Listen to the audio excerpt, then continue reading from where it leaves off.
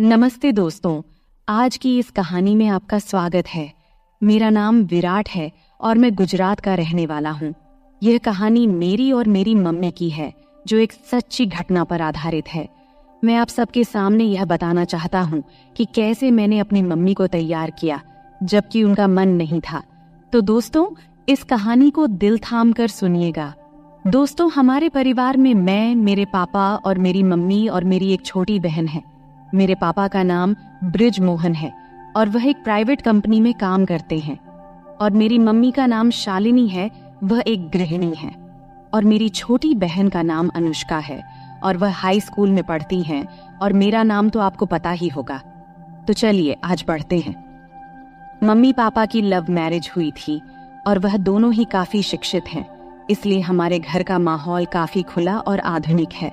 अगर मम्मी की बात करूं तो वह अपने शरीर का बहुत ध्यान रखती हैं और अच्छी तरह से शिक्षित होने के कारण शर्ट, जीन्स और टॉप पहनना उनके लिए आम बात है।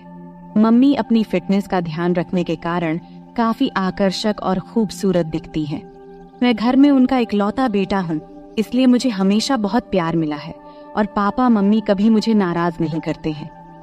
जब भी समय मिलता है हम चारों मिलकर खुलकर बातें करते हैं। तो ये कहानी शुरू होती है जब मैं कॉलेज में था। मेरी परीक्षाएं खत्म हो चुकी थीं और गर्मियों की छुट्टियां चल रही थीं। उस समय मेरी बहन का भी छुट्टियां चल रही थीं। चूंकि मैं कभी रिश्तेदारों के यहाँ रहने नहीं गया था, इसलिए मैंने छुट्टियां घर पर ही छुट्टियां बिताने का फैसला किया। हालांकि मेरी बहन नानी के घर जाने की जिद करने लगी थी, इसलिए पापा ने उसे नानी के घर छोड़ आए। मुझे घर पर छुट्टियां बिताने में कोई परेशानी भी नहीं थी, क्योंकि मैं घर पर लैपटॉप में गेम खेलता और मोबाइल पर टाइम पास करता रहता था। एक दिन मैं लैपटॉप पर गेम खेल रहा था और उस समय घर की काम वाली बाई छुट्टी पर गई हुई थी, इसलिए मम्मी ही सारे काम कर रही थी। पापा सुबह ऑफिस चले गए थे और मम्मी घर के काम निपटा रही थी। उन्होंने उस दिन राजस्थानी ड्रेस पहना हुआ था और चूंकि वे घर पर ही थीं, इसलिए उन्होंने दुपट्टा नहीं लिया था। इस समय मम्मी मेरे कमरे में आई और झाड़ू लगाने लगी। मैं बेड पर बैठा गेम खेल रहा था। जैसे ही मम्मी कमरे में आई और झाड़ू लगाने लगी, मैंने उनकी ओर ध्यान देना शुरू किया। चूंकि उन्होंने दुपट्टा नहीं लिया था, कुछ चीजें साफ दिखाई दे रही थीं। अचानक मम्मी ने मेरी ओर देखा और बोली, उठ, मुझे बेडशीट ठीक करने दे और फिर अपना गेम खेलना। फिर मैं तुरंत दूसरी तरफ देखने का नाटक करने लगा और फिर उठकर बाथरूम में चला गया। बाथरूम में जाकर मैंने सोचा कि कहीं मम्मी ने मुझे देखते हुए देख तो नहीं लिया। उस समय मैं डर गया था, लेकिन मेरे मन में कई तरह के विचार चलने लगे थे। मैं समझ नहीं पा रहा था कि जो मैंने देखा और सोचा वह सही था या गलत। फिर मैं बेडरूम में वापस आकर बैठ गया, लेकिन अब मेरा ध्यान गेम खेलने में नहीं लग रहा था। बेडशीट ठीक करके मम्मी किचन में चली गई थी। तब मुझे राहत मिली कि मम्मी को कुछ शक नहीं हुआ। फिर मैंने अपना लैपटॉप बंद कर दिया और मोबाइल पर टाइम पास करने लगा। अचानक मुझे एक नोटिफिकेशन आया और मैंने उस पर क्लिक किया। वहां मुझे कई कहानियां दिखीं, जिनमें एक कहानी माँ और बेटे के बारे में थी। मैंने वह कहानी पढ़ी जिसमें बेटा अपनी माँ के साथ किस तरह आनंद मनाता है। वह कहानी पढ़कर मेरे मन में भी कुछ वैसा ही ख्याल आने लगा। तब मैं बाथरूम में जाकर अपनी मम्मी के बारे में सोचते हुए हाथ से कुछ किया। फिर बाहर आया तो देखा कि उधर मम्मी किचन में खाना बना रही थी और फिर मैं फ्रिज से पानी की बोतल निकालते हुए मम्मी को देख रहा था। वे मेरी तरफ पीठ करके खड़ी थीं और मैं उन्हें ध्यान से देख रहा था। उनका ध्यान खाना बनाने में था, इसलिए उन्हें पता नहीं चला कि मैं उन्हें किस तरह देख रहा हूँ। और तभी अचानक मम्मी पीछे मुड़ी और मेरी तरफ देखते हुए बोली, क्या रे विराट, क्या हुआ, क्या देख रहा है? मैं घबरा गया और स्थिति संभालते हुए बोला, कुछ नहीं मम्मी, मैं देख रहा था कि मेरी प्यारी मम्मी कितनी मेहनत करती है, सुबह से लेकर रात तक। यह सुनकर मम्मी को बहुत अच्छा लगा और उसने कहा, हाँ बेटा, कुछ सालों में तुम्हारी भी पत्नी आ जाएगी मेरी मदद करने के लिए। और मम्मी हंस पड़ी। इतना कहकर मैं अपने बेडरूम में चला गया और सोचा कि मम्मी को क्या पता कि मैं उसे ही देख रहा था और क्या सोच रहा था। इस तरह मम्मी को देखते देखते कुछ दिन निकल गए और तब मैंने सोचा कि सिर्फ देखने से कुछ नहीं होगा, कुछ प्लान बनाना पड़ेगा। ऐसा सोचते सोचते शाम हो गई और पापा ऑफिस से घर आ गए। उन्होंने कहा कि ऑफिस के काम के लिए मुझे 10 दिनों के लिए विदेश जाना पड़ेगा।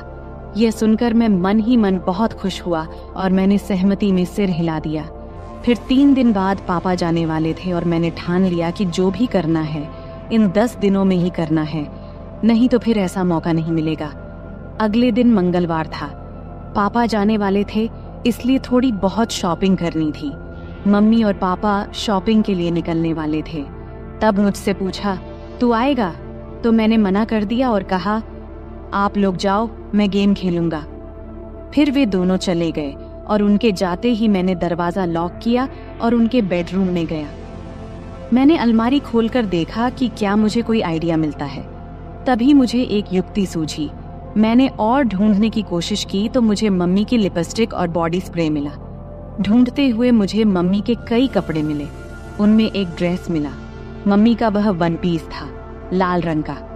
उसे देखकर मैंने सोचा, मम्मी इस ड्रेस में कैसी लगेगी। सोचते सोचते मैंने अलमारी में कपड़े ठीक ठाक से रख दिया। लेकिन बेडरूम में मम्मी की फोटो देखकर मुझे फिर से कुछ अजीब महसूस हुआ। अब मैंने मन में ठान लिया था कि मम्मी के नाम पर कुछ भी नहीं होने वाला। अब कुछ करना ही पड़ेगा, तभी मैं शांत हो पाऊंगा। सब कुछ ठीक से समेटकर मैं हॉल में आकर टीवी देखने लगा। तभी मम्मी और पापा वापस आ गए और बैठ गए। इस तरह वह दिन निकल गया और अगले दिन पापा जाने वाले थे। इसलिए मम्मी ने जल्दी उठकर सब कुछ समेट दिया और पापा को नाश्ता देकर घर के बाकी काम करने लगी। सुबह के 8 बजे पापा हमें बाय बोलकर चले गए और मम्मी भी घर के कामों में लग गई। पापा का बाहर कंपनी के काम से जाना हमारे लिए कोई नई बात नहीं थी। मम्मी जल्दी उठने और पापा को संभालने के चक्कर में नहाने नहीं गई थी।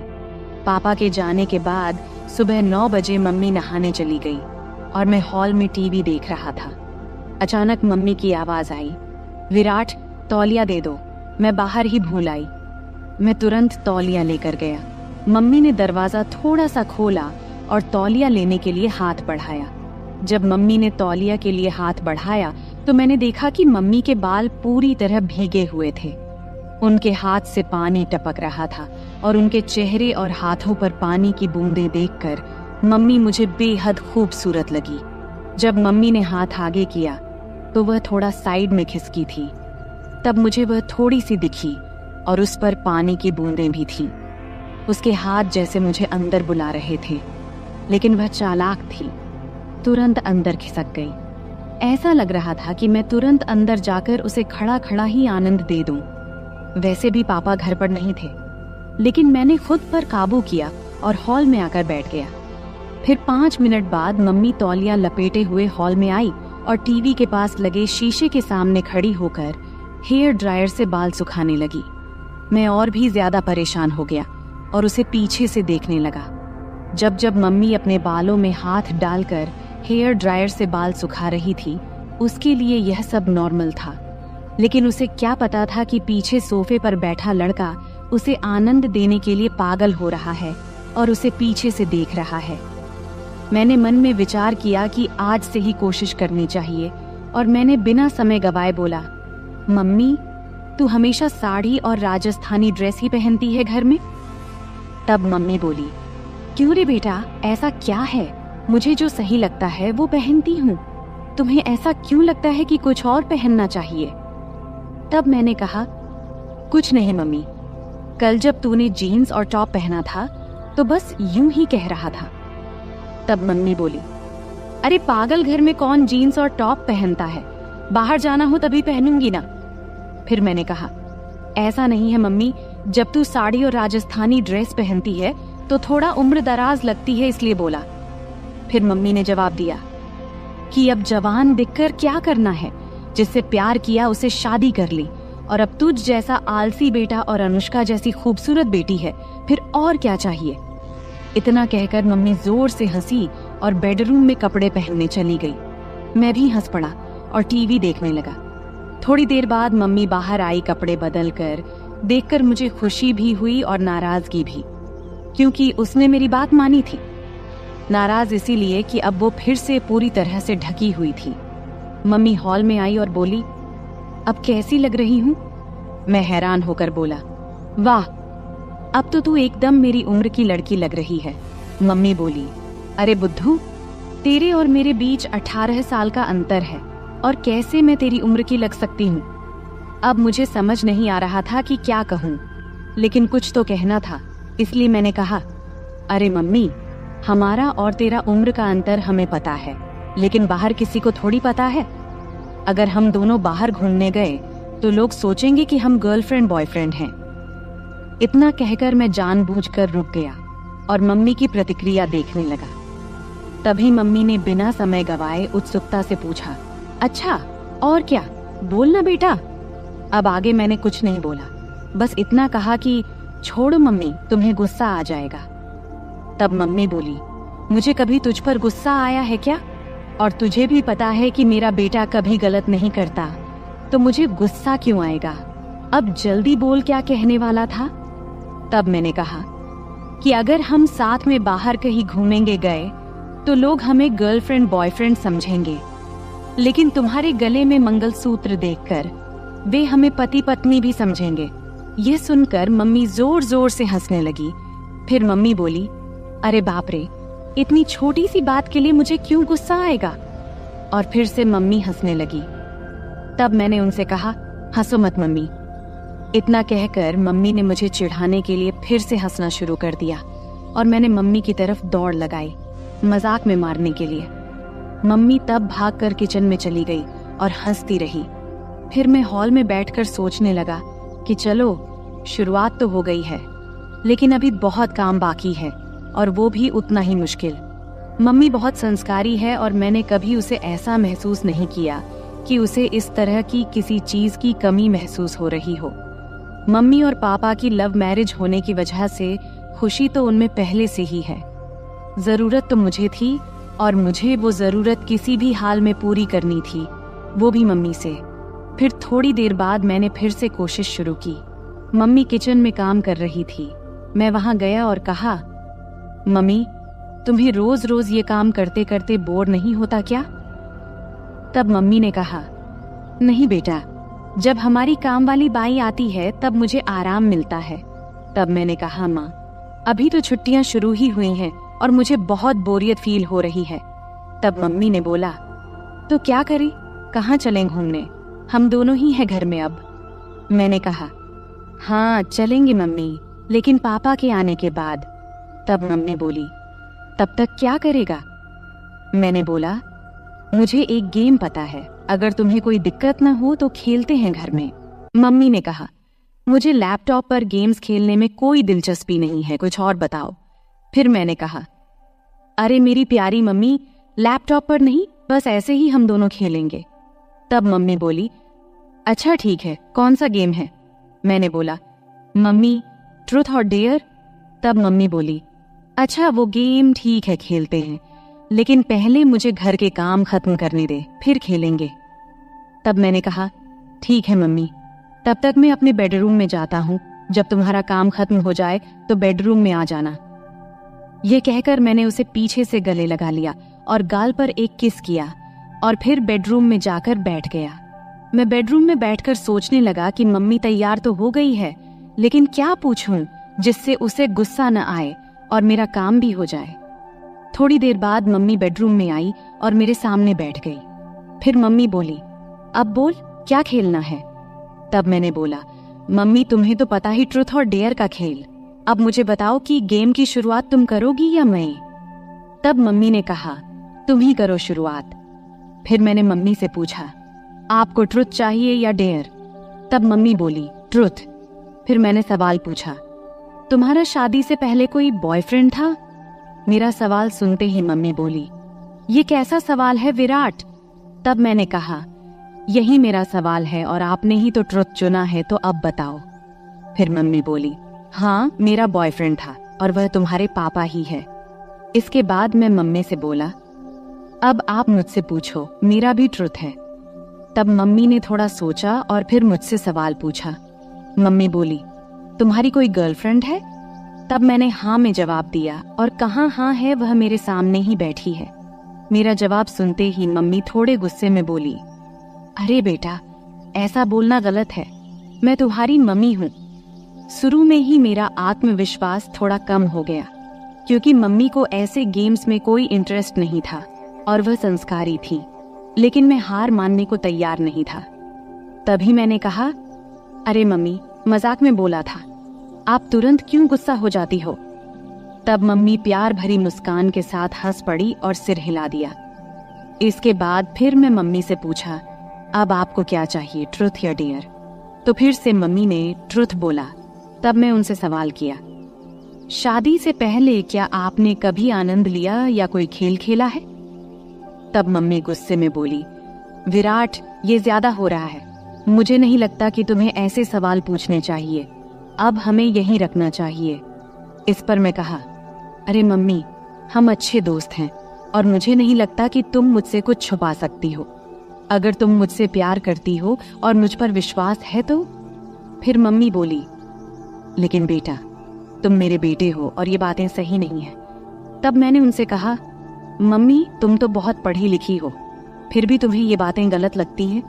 ये वही बातें हैं जो हमें फर्स्ट साइंस में सिखाई जाती हैं। तब मम्मी बोली, ये साइंस में नहीं सिखाई जाती बेटा। तब मैंने कहा, नहीं सिखाई जाती तो फिर मुझे इन चीजों के बारे में कुछ भी पता नहीं होना चाहिए। इसके बाद मम्मी बोली, तुम्हें हर चीज जानने का पूरा हक है, लेकिन ध्यान रखो कि तुम किससे पूछ रहे हो। तुम मुझसे यानी अपनी माँ से ये सब पूछ रहे हो। तब मैंने कहा, मम्मी, तुम्हें भी पता है कि मेरे कोई और दोस्त या गर्लफ्रेंड नहीं है, तो मैं किससे पूछूं? तुम ही हो जिससे मैं हर बात करता हूँ। तब मम्मी को थोड़ा बुरा लगा, क्योंकि बचपन से ही मैं ज्यादा बाहर नहीं गया था और इसलिए मेरे ज्यादा दोस्त भी नहीं थे। उसे समझ में आ गया कि मैं नहीं मानूंगा, तो वह बात करने के लिए तैयार हो गई। तब मम्मी बोली, हाँ, हमने कई बार वैसे किया है और एक बार आनंद भी लिया था। तब मैंने कहा, मम्मी, इतनी छोटी सी बात के लिए कितना समय लिया? इस पर मम्मी बोली, अब तो खुश हो ना? फिर मम्मी थोड़ी मुस्कुराई और बोली, अब तुम बताओ, तुम्हें क्या चाहिए, ट्रुथ या डेयर? तब मैंने उनसे कहा, डेयर। इसके बाद मम्मी ने सवाल किया, क्या तुमने कभी किसी को किस किया है? तब मैंने कहा, नहीं, लेकिन अगर कोई लड़की तुम्हारी तरह दिखने वाली और तुम्हारे जैसी मिली तो जरूर करूंगा। इस पर मम्मी बोली, क्या? अभी तो तुम कह रहे थे कि मैं तुम्हारी गर्लफ्रेंड हूँ और अब फिर कह रहे हो कि अगर कोई और मिली तो करोगे। इतना सुनते ही मैंने बोला, तो क्या तुम्हें किस करूं? तब मम्मी बोली, हाँ, लेकिन गाल पर। मैंने कहा, नहीं, मुझे कहीं और चाहिए। अब मम्मी बहुत गुस्सा हो गई थी और मुझे डांटने लगी, लेकिन फिर भी मैंने हार नहीं मानी, क्योंकि मुझे पता था कि अगर अब रुक गया तो फिर कभी मम्मी से बात नहीं कर पाऊंगा। किसी तरह मम्मी को शांत किया और गेम फिर से शुरू किया। मैंने कहा, ठीक है मम्मी, गाल ही सही, अब मैं करूं? तब मम्मी बोल, हाँ, जल्दी करो। तब मैंने मम्मी के पास गया और कुछ देर देखता ही रहा। फिर मैंने वह किया जो मुझे नहीं करना चाहिए था। फिर धीरे धीरे मम्मी को तैयार करके मैंने मजा लेना शुरू कर दिया। अभी थोड़ा सा लिया था, तभी मम्मी ने मुझे रोकने की कोशिश की। तब मैंने महसूस किया कि मैं अपनी हदें पार कर रहा हूँ। इस समय मम्मी की आंखों में नाराजगी और चिंता साफ झलक रही थी। उन्होंने मुझे प्यार से समझाते हुए कहा, विराट, ये सब बातें एक मजाक तक ठीक हैं, लेकिन माँ बेटे के रिश्ते की एक मर्यादा होती है, हमें उसे पार नहीं करना चाहिए। मैंने मम्मी की बात को गंभीरता से लिया। मुझे भी एहसास हुआ कि मम्मी का दिल दुखाना गलत था। मैंने मम्मी से तुरंत माफी मांगी और उनसे वादा किया कि अब मैं ऐसा कोई मजाक नहीं करूंगा जिससे हमारे रिश्ते में कोई दूरी आए। मम्मी ने मेरी माफी को स्वीकार करते हुए मुझे गले लगा लिया और कहा, बेटा, मैं हमेशा तुम्हारी दोस्त रहूंगी, लेकिन हमें यह भी याद रखना चाहिए कि हमारे रिश्ते की कुछ सीमाएं होती हैं। तब मैंने मम्मी से कहा, हाँ मम्मी, अब मैं समझ गया हूँ, मैं आपको कभी दुखी नहीं करूंगा। इसके बाद हम दोनों ने हंसते हुए फिर से सामान्य बातचीत शुरू की। अब मम्मी ने मुझे मेरे दोस्तों के साथ अधिक समय बिताने की सलाह दी और कहा कि जीवन में रिश्तों की मर्यादा और सम्मान बनाए रखना बेहद जरूरी है। इस बातचीत ने मुझे यह सिखाया कि मजाक की भी एक सीमा होती है और रिश्तों में आपसी समझ और सम्मान होना चाहिए। अंत में हम दोनों ने एक दूसरे के साथ हंसते हुए खेल खत्म किया और यह वादा किया कि हमारे बीच दोस्ती और प्यार हमेशा बना रहेगा, लेकिन रिश्तों की मर्यादा को भी कभी नहीं भूलेंगे। तो दोस्तों, यह थी हमारी आज की छोटी सी कहानी। आपको ये कहानी कैसी लगी कमेंट करके जरूर बताएं। अगर आपको ये कहानी पसंद आई हो तो इसे लाइक करें और अपने दोस्तों के साथ शेयर करें। आगे भी ऐसी ही रोमांचक कहानियों के लिए हमारे चैनल को सब्सक्राइब करें और बेल आइकन दबाना न भूलें ताकि आप हमारी कोई भी कहानी मिस न करें। धन्यवाद। यह कहानी काल्पनिक है, इसे किसी गलत उद्देश्य से न लिया जाए। अरे, मैं तुमसे कुछ पूछ रही हूँ बेटा, तुम्हारा ध्यान कहाँ है? नीचे बैठकर सब्जी काटते हुए माँ बोली। तब मेरा ध्यान कहीं और था। फिर झट से ध्यान भटकाते हुए बोला, क्या कह रही थी माँ? तब दोबारा से माँ ने कहा, मैं ये कह रही थी कि आजकल तुम्हारा काम बहुत बढ़ गया है, ऐसा लगता है। मैंने जवाब देते हुए कहा, हाँ माँ, काम तो बहुत बढ़ गया है, अब तो समय ही नहीं मिलता, इसलिए अभी मैं ग्राहकों की डिमांड पूरी करने में लगा हूँ। बस थोड़े दिन आप इंतजार कर लो, सब खत्म होते ही जल्द ही मैं आपको फ्री मिलूंगा। नमस्ते दोस्तों, आज की इस कहानी में आपका स्वागत है। मेरा नाम अभय है और आज मैं आपको अपनी और अपने माँ की कहानी सुनाने वाला हूँ। मेरे माता पिता का तलाक उनकी शादी के 5वें साल में ही हो गया था। उस समय मेरी उम्र सिर्फ 4 साल थी और मेरी माँ 24 साल की थी। तब मेरे नाना ने मेरी माँ से उनकी दूसरी शादी के लिए कहा, लेकिन तब माँ ने साफ साफ शादी से मना कर दिया था। तब कोर्ट के फैसले के अनुसार पापा हर महीने 40,000 रुपए और रहने के लिए एक घर दिए थे, जिससे हमारी सारी जरूरतें पूरी हो जाती थीं। तब हम एक सोसाइटी में एक बेडरूम और एक किचन के फ्लैट में रहते थे। तब घर में सिर्फ मैं और माँ ही थे, इसलिए हम दोनों एक दूसरे से ही बातें किया करते थे। मेरी माँ का स्वभाव थोड़ा सख्त था, लेकिन हम दोनों एक दूसरे का ख्याल अच्छे से रखते थे। अब मेरी उम्र 28 साल है और मेरी माँ 48 साल की है। मैंने ग्रेजुएशन के बाद फैशन डिजाइनिंग का कोर्स किया था और एक बड़े डिजाइनर के साथ काम करना शुरू किया। वहां से बहुत कुछ सीखने के बाद मैंने अपना खुद का सिलाई की दुकान खोला, जो धीरे धीरे अच्छा चलने लगा। अब मेरे पास बस टेलर काम करते हैं। एक दिन सुबह माँ सब्जी काट रही थी, तब उन्होंने मुझसे पूछा, अभय, तुम किस तरह के कपड़े बनाते हो? मैंने कहा, लेडीज के सभी तरह के कपड़े। क्यों माँ, क्यों पूछ रही हो? उन्होंने कहा, ऐसे ही रे। फिर माँ ने पूछा, साड़ियाँ, ब्लाउज, साया, घाघरा चोली, ये सब भी बनाते हो क्या? मैंने कहा, हाँ माँ, सब बनाते हैं। फिर माँ ने कहा, तब तो तुम्हारे सिलाई की दुकान में रोजाना बहुत सारे महिलाएं आती होंगी। इस पर मैंने कहा, हाँ माँ, बिजनेस किया है तो पुरुष महिलाएं सब तो आएंगी ही ना। फिर आगे माँ ने पूछा, तो बेटा महिलाएं का नाप कौन लेता है? कोई आदमी रखा है क्या? तब मैंने कहा, हाँ माँ, सब मैनेज हो जाता है, आजकल सब चलता है, लेकिन तुम इतना क्यों पूछ रही हो? इस पर माँ ने कहा, मुझे भी कुछ ब्लाउज सिलवाने हैं। मेरी जो दोस्त थी उसने अब काम छोड़ दिया है। मैंने कहा, माँ, आप इतने देर से पहेलियां क्यों बुझा रही थी? अगर आपको ब्लाउज बनवाना है तो इसमें दिक्कत क्या है?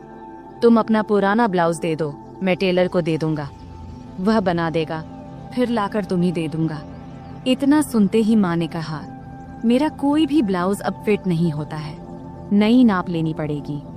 इस पर मैंने कहा, ठीक है माँ, मैं टेलर को बोल दूंगा, कल टेलर आकर तुम्हारी नाप ले लेगा। अब तो कोई दिक्कत नहीं है ना? तभी माँ बोली, बेटा, मुझे ऐसा नहीं लगता कि मैं किसी अजनबी आदमी को अपना नाप लेने दूंगी। मैंने कहा, माँ, अगर आप नाप नहीं देंगी तो फिर ब्लाउज कैसे सिलाएगा? फिर थोड़ी देर सोचने के बाद माँ ने कहा, तू ही क्यों नहीं मेरा नाप ले लेता? यह सुनकर मैं हैरान होकर बोला, मैं? ये कैसे हो सकता है? माँ ने जवाब दिया, इसमें क्या है, मुझे तुझसे नाप लेने में कोई दिक्कत नहीं होगी। अब मैं थोड़ा असमंजस में पड़ी एज गया था, क्योंकि दूर से देखने और किसी को छूने में बहुत फर्क होता है। लेकिन तब यह हाथ आया, मौका छोड़ना भी मुझे सही नहीं लगा। उस दिन सोमवार का दिन था और उस दिन विश्वकर्मा पूजा था, तो सिलाई की दुकान बंद था। तब मैंने सोचा कि आज ही ये काम कर लेना चाहिए। फिर सुबह नाश्ता करके मैं सिलाई की दुकान से कुछ एल्बम और माप लेने का सामान लेकर आ गया। तब मैंने ऐसे एल्बम चुना था जिनमें डिजाइन वाले ब्लाउज दिखाए गए थे। इनमें से कुछ बहुत ही छोटे और बैकलेस थे। फिर मन ही मन मैंने तय किया कि आज ये काम अच्छे से पूरा करना है। 12 बजे जब मैं घर पहुंचा तब माँ रसोई में थी। उन्होंने मुझसे कहा, बेटा आ गया तू, सामान ले आया? तब मैंने कहा, हाँ सब ले आया हूँ, अब तुम जल्दी से अपना काम खत्म कर लो। फिर थोड़ी देर बाद माँ मेरे पास आकर बैठ गई और एल्बम देखने लगी। तब वह हल्की पीली साड़ी पहनी थी और उनकी साड़ी का कपड़ा इतना पतला था कि शरीर की रूपरेखा दिख रही थी। तब मैं माँ को देखते देखते खो गया। तभी उन्होंने तेज आवाज में कहा, अभय सुन रहा है तू? तब मैं चौंक कर बोला, हाँ क्या हुआ माँ? तब माँ ने एल्बम दिखाते हुए कहा, इतने छोटे ब्लाउज कैसे पहन सकती हूँ मैं, मुझे ये डिजाइन पसंद नहीं है। तब मैंने समझाया, अरे ये सब तो बस डिजाइन दिखाने के लिए है, तू वैसे ही सिलवा लेना जैसा तुझे पसंद हो। फिर थोड़ी बहस के बाद माँ मान गई और बोली, ठीक है चल अंदर माप ले ले। तब हम बेडरूम में गए। फिर मैंने माप लेने के लिए टेप निकाला। तब माँ खड़ी हो गई और बोली, सही से माप लेना ताकि बाद में दिक्कत कोई ना हो। तब मैं अपनी माँ का नाप लेने के लिए तैयार था। अपने मन पर और खुद पर पत्थर रखकर मैंने यह काम शुरू किया। तब मैं पूरी कोशिश कर रहा था कि यह काम एक प्रोफेशनल टेलर की तरह करूं, लेकिन इस दौरान मेरे दिल की धड़कन तेज हो गई। तभी माँ ने और करीब आकर मुझसे कहा, चल जल्दी कर, मुझे और काम भी करना है। फिर मैंने माप लेना शुरू किया और पहले मैंने माँ के बाजू, कंधे और कमर का नाप लिया। फिर थोड़ा रुककर मैंने माँ से पूछा, माँ ब्लाउज के नीचे की पट्टी इतनी छोटी क्यों होती है, इससे परेशानी नहीं होती क्या? मैंने सुना है कि कई महिलाओं को वहाँ के कपड़े काटने से दिक्कत होती है, क्या तुम्हें कभी ऐसा हुआ है? इस पर माँ ने सिर झुका लिया और कहा, मुझे तो अभी तक कोई दिक्कत नहीं हुई। फिर मैंने कहा, मुझे लगता है कि तुम्हें थोड़े बड़े डिजाइन के ब्लाउज सिलवा लेने चाहिए। इस पर माँ ने हामी भरी और मैं फिर नाप लेने लगा। मैंने गले का नाप लेना शुरू किया। टेप को माँ की गर्दन के चारों ओर रखा।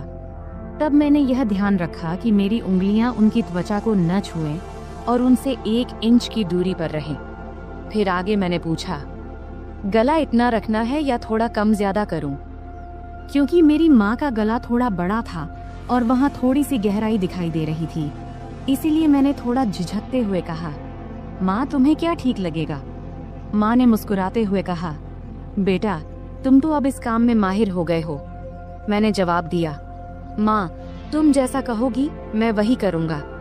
फिर माँ ने फिर कहा, टेप को इतना दूर क्यों रखा है, इसे सही जगह पर रखो तभी नाप सही आएगा। ये कहते हुए माँ ने टेप को अपने हाथ से सही जगह पर लगा दिया। इस दौरान मेरे हाथ पहली बार माँ की गर्दन को छू गए। तब मुझे ऐसा लगा जैसे मुझे जोर का झटका लगा हो, लेकिन मैंने खुद पर काबू रखा और उस पल का पूरा आनंद लिया। तभी माँ ने कहा, ये पुराने ब्लाउज अब टाइट हो गए हैं, अब मैं थोड़ा ऊंचे और गहरे गले के ब्लाउज सिलवाने की सोच रही हूँ। तुम्हें क्या लगता है? अभय तुम तो इतनी महिलाओं के कपड़े सिलते हो, बताओ मेरे शरीर के हिसाब से क्या और कैसे अच्छा लगेगा। तब मैंने सोचा कि अगर मैंने अब आगे कदम नहीं बढ़ाया तो मैं अपने आप तक ही सीमित रह जाऊंगा। इसीलिए मैंने अलग अलग तरकीबें आजमाने का फैसला किया। मैंने माँ को बड़ी सहजता से अपने सिलाई की दुकान में बनने वाले अलग अलग डिजाइन के ब्लाउज के बारे में बताने और समझाने का सोचा। मैंने कहा, मुझे लगता है कि गला जितना गहरा है उतना ही काफी है, लेकिन अगर गले को गहरा रखकर बाकी हिस्से को थोड़ा बड़ा बना दिया जाए तो कैसा रहेगा? फिर मैंने टेप को उनके गले से निकालते हुए कहा, और गले को थोड़ा और गहरा बनाने में क्या दिक्कत है? फिर माँ बोली, बाकी हिस्से को बड़ा कैसे करेंगे ये बताओ।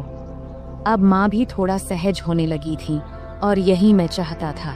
मैंने कहा, 1 मिनट रुकिए, मैं आपको समझाता हूँ, लेकिन उससे पहले आखिरी माप ले लेनी दीजिए। फिर मैंने कहा, आप दोनों हाथ को थोड़े ऊपर उठाओ। अब मैं उसके पीछे जाने वाला था। उसने हाथ उठाए ही थी कि मैं उसके करीब आकर उसकी पीठ के पीछे से अपने हाथ ले गया। फिर मैंने उसके कंधों पर हाथ रखा और उसे धीरे धीरे उसकी कमर के बीच तक लाकर नाप लिया और बोला, माँ यह 34 इंच आ रहा है। चलो एक काम करते हैं, 33.5 या 34.5 ही ले लेते हैं। वैसे भी सिलाई करते वक्त अलग अलग डिजाइन के लिए थोड़ा बहुत अंतर रखना पड़ता है। फिर मैंने माँ से पूछा, माँ क्या आपको बुरा लग रहा है माप लेने से? माँ ने जवाब दिया, नहीं बेटा, ज्यादा नहीं। फिर मैं थोड़ा झिझकते हुए उसकी साड़ी के 34 इंच का माप लेते हुए बोला, माँ अब बता, तेरा माप तो लगभग सब सही है। उसने कहा, थोड़ा टाइट लग रहा है बेटा। फिर मैंने टेप को गले में डालकर कहा, अब यहाँ आईने के सामने आ जाओ। फिर मैंने उसके दोनों कंधे पकड़कर उसे आईने के सामने खड़ा कर दिया। तब उसके चेहरे पर एक सवालिया भाव था। फिर मैंने कहा, माँ सब बताता हूँ, थोड़ा सा रुक जा, पहले पानी पीकर आता हूँ, तुझे चाहिए क्या? तब उसने सिर हिलाकर मना कर दिया। फिर मैं रसोई में गया, पानी पिया और खुद को थोड़ा ठीक किया। फिर कुछ आगे का सोचने लगा कि अब यह सब करते हुए मैं अगले कौन सा कदम बढ़ाऊं। तब 2-3 विकल्प मेरे मन में आए। फिर मैं वापस बेडरूम में आ गया। तब माँ ने अपना पल्लू फिर से कंधे पर ठीक से ले लिया था, लेकिन 6 फुट के बड़े शीशे के सामने वह बेहद ही सुंदर लग रही थी, जिसे मैं शीशे में ही निहारने लगा। तभी माँ बोली, कहाँ ध्यान है बेटा, इधर देखो, अब मैं तुझे इसी ब्लाउज में बदलाव करके दिखाती हूँ, जैसा कि तूने मुझसे कहा कि हम गले को 1 इंच गहरा कर लेते हैं। फिर उसने कहा, तू ऊपर वाला हुक खोल और ऊपरी किनारों को अंदर मोड़ कर देख। तब उसे ठीक से समझ नहीं आया, तो उसने प्रश्न भरी नजरों से मेरी ओर देखी और बोली, मुझे समझ नहीं आ रहा, तू ही कर ले, मैं यह तुझ पर छोड़ती हूँ। तब तीर सीधे निशाने पर लगा था और मुझे भी यही चाहिए था। फिर मैंने आराम से उसके हुक खोले और किनारों को उलटी दिशा में अंदर की तरफ मोड़ने लगा। मैं ऐसा कर रहा था और वह खुद को शीशे में देख रही थी। फिर मैं जल्दी जल्दी अपने काम निपटाने लगा। उस दिन मुझे भी एक अजीब सा सुकून मिल रहा था। जब मेरा काम हो गया तो मैं उसके और ड्रेसिंग टेबल के बीच से हटकर एक तरफ हो गया और उससे कहा, देखो अब यह वैसे ही है जैसा तुम चाहती थी, 1 इंच गहरा। क्या लगता है, अब बताओ। फिर माँ ब्लाउज की तरफ देखने लगी और मुझसे बोली, अब है, तुझसे सच कहूँ तो ऐसे गले में मुझे बहुत आराम महसूस होता है। ऐसे ब्लाउज पहनने पर ऐसा नहीं लगता जैसे हंस को पानी में तराने से। फिर मैंने कहा, माँ नाराज मत होना, लेकिन एक बात कहूँ। अब मैं अगला कदम उठाकर उसे और सहज करने की कोशिश करना चाहता था। तब माँ मुस्कुराते हुए बोली, नहीं रे अभय, मैं तुझसे कैसे नाराज हो सकती हूँ, बोलना जो बोलना है। तब मैंने सावधानी से कहा, इतने गहरे गले वाले ब्लाउज से सब कुछ बहुत ज्यादा नजर आता है और यह थोड़ा अजीब भी लगता है। यह सुनते ही माँ ने अपने ब्लाउज की 3 इंच अंदर की तरफ मोड़ी और हंसते हुए बोली, मुझे कौन देखने वाला है अभय, घर पर तो हम दोनों ही रहते हैं और बाहर मुझे बहुत कम ही जाना पड़ता है। वैसे भी तुम्हारे सामने मुझे कोई दिक्कत नहीं होती। मैंने कहा, माँ मुझे यह जरूरी लगा कि आपको बता दूं, फिर आप जैसा बोलोगी वैसा ही होगा। इस पर माँ मुस्कुराई और बोली, ठीक है बाबा, अब तुम करो। फिर मैंने कहा, मैं तुम्हें वैसे ही ब्लाउज दिखाता हूँ जैसा मैं बता रहा था। उसके बाद मैं उसके एकदम सामने गया। जैसे ही मैं उसके पास गया वह थोड़ा आगे बढ़ी। फिर मैंने ब्लाउज का हुक वापस लगाने के लिए ब्लाउज को ठीक करना शुरू किया। फिर फोटो लेने के बाद मैंने उसे वापस सही से पहना दिया। फिर मैंने उसके दोनों कंधों के पास से ब्लाउज के किनारे पकड़ा और हल्का सा खींचा ताकि उसके कंधे साफ नजर आएं। ब्लाउज अब ढीला हो गया था और उसके कंधे लगभग उघड़ गए थे। इसके बाद मैंने नीचे से दोनों तरफ अपनी 2 उंगलियां अंदर डालीं और वह सहजता से ब्लाउज के अंदर चली गई। तब उसने मेरी तरफ देखकर कहा, क्या कर रहे हो बेटा, मुझे कुछ समझ नहीं आ रहा, बस 1 मिनट रुको माँ। मैंने सिर हिलाते हुए कहा और फिर अपने काम में लग गया। अब मैंने उसके ब्लाउज के नीचे की किनारी पकड़ा और उसे थोड़ा नीचे खींचा। फिर मैंने उसके ब्लाउज के नीचे के दोनों हुक खोल दिए। अब उसकी गर्दन की कटिंग थोड़ी दिख रही थी। अब सारा काम खत्म करने के बाद मैं थोड़ा पीछे हटकर उसे एक बार देखा और फिर किनारे हो गया। अब उसका गला बड़ा हो गया था, लेकिन ज्यादा गहरा नहीं था। तब मैंने नोटिस किया कि उसकी चेहरे पर संतोष नहीं दिख रहा था। शायद उसे और गहरे गले वाला चाहिए था। इसलिए मैंने पूछा, क्या हुआ माँ, ऐसा ठीक नहीं लग रहा क्या? तब माँ ने हाथ रखते हुए शरारती अंदाज में हंसते हुए बोली, नहीं रे, मुझे गहरा गला अच्छा लगता है, नहीं तो ऐसा लगता है जैसे किसी ने कसकर बांध दिया हो। तब उसकी बात सुनकर मुझे ऐसा लगा जैसे मुझे 440 वोल्ट का झटका लगा हो। फिर आगे वह बोली, अरे ये कई बार सिर्फ दूरी की वजह से होता है। एक काम करो, क्या तुम सिर्फ ब्लाउज में ही माप ले सकते हो? वैसे भी मुझे ऐसा एक ब्लाउज चाहिए जिसमें नीचे कुछ पहनने की जरूरत ना हो। अगर माप सही से लो तो बेहतर रहेगा। मैंने कहा, हाँ माँ, यह सही भी रहेगा, लेकिन बाकी ब्लाउज के लिए तो नीचे पहनना जरूरी होगा, नहीं तो वे टाइट हो जाएंगे। तब माँ ने सिर हिलाते हुए कहा, ठीक है, तुम यहीं रुको, मैं आती हूँ। फिर वह बाथरूम में चली गई और दरवाजा थोड़ा सा खुला ही छोड़ दिया। तब मन में ख्याल आया कि दरवाजे के पीछे से झांकूं, लेकिन मैंने संयम बनाए रखा, क्योंकि मैंने तय किया था कि धीरे धीरे माँ को अपने सामने सहज बनाना है। फिर 5 मिनट बाद माँ बाहर आई और मेरे सामने आकर खड़ी हो गई। तब एक पल के लिए मैंने उसकी ओर देखा और देखकर हैरान रह गया, लेकिन मैंने कोई प्रतिक्रिया नहीं दिया और अपने काम में लग गया। फिर मैंने कहा, माँ, अब हम सिर्फ तुम्हारी पीठ का ही माप लेंगे, क्योंकि फर्क वहीं से पता चलेगा। तब माँ ने हल्के से मुस्कुराते हुए पूछा, क्या रे, तुम लोग सिलाई की दुकान में भी औरतों को ऐसे ही कपड़े उतरवाने को कहते हो क्या? फिर आगे माँ ने अपना हाथ मेरे कंधे पर रखते हुए और शरारती अंदाज में हंसते हुए बोली, तुम्हारी तो मौज है बेटा, इतनी सारी औरतों को संभालने का काम मिलता है। इस पर मैंने जवाब दिया, माँ, मजा कैसा? मैं तो अब कुछ खास औरतों को छोड़कर माप लेना बंद कर चुका हूँ। अच्छा, और ये क्यों? माँ ने पूछा। इस पर मैंने जवाब दिया, माँ, कुछ औरतें जो बड़े घरों की होती हैं या जो हमारी शुरुआती कस्टमर थीं, वे मेरे कारीगरों को माप नहीं लेने देती, इसलिए मुझे खुद ही लेना पड़ता है, तुझे लेना पड़ता है।